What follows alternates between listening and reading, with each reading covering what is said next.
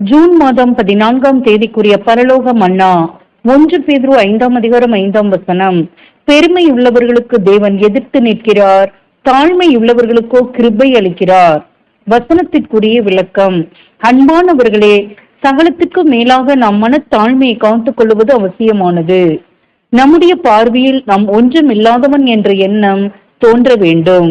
அப்பொழுதுதான் தேவன் நம்மை கிருபையாய் நடத்துவார்.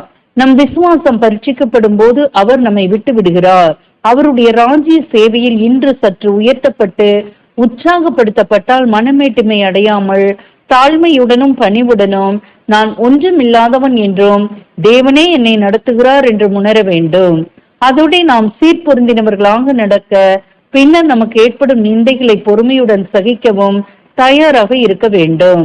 முன்னே உயர்த்தப்பட்டு பின்னர் நிந்தை வரும்போது பொறுமையை இழந்து போவாயானால் நீ ஆவிக்குரியபடி இன்னும் பூரணப்படவில்லை என்பதை உணர்ந்து கொள். ஆமேன்.